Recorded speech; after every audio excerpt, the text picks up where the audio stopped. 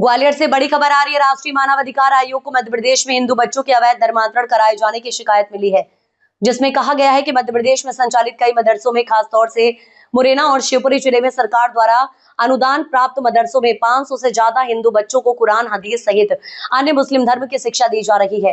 राष्ट्रीय मानवाधिकार आयोग के सदस्य प्रियंक कानूनगो के अनुसार शिकायत में बच्चों का पढ़ाई की आड़ में अवैध रूप से धर्मांतरण की साजिश होने की बात कही गई है। मामले में शिकायत के आधार पर राष्ट्रीय मानवाधिकार आयोग ने मध्य प्रदेश सरकार को नोटिस जारी करके जवाब मांगा है। प्रियंका कानूनगो के अनुसार मदरसों में हिंदू बच्चों को पढ़ाई के लिए बुलाना ही गलत है, और वो भी सरकार द्वारा अनुदान प्राप्त मदरसों में।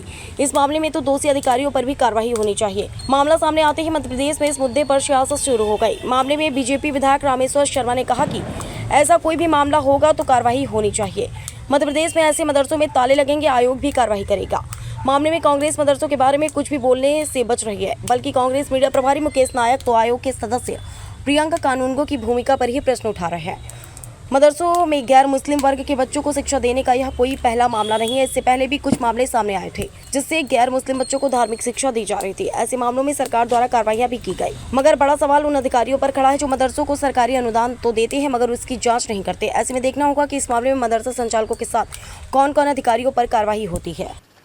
ऐसा है, कानूनगो ने दमोह में जो मिशन अस्पताल बंद कराया है, वो ऐसा अमानवीय उदाहरण है कि दुनिया में कहीं देखने को नहीं मिलेगा।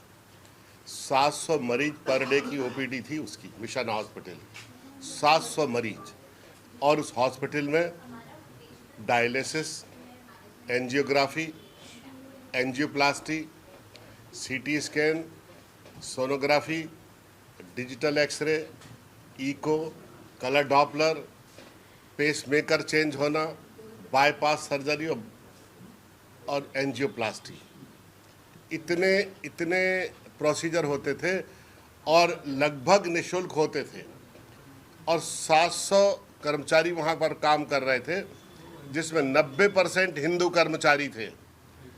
बिल्कुल गलत तरीके से कानूनगो ने मिशन हॉस्पिटल को बंद कराया, केवल इसलिए कि वो मिशनरी के द्वारा संचालित हॉस्पिटल था।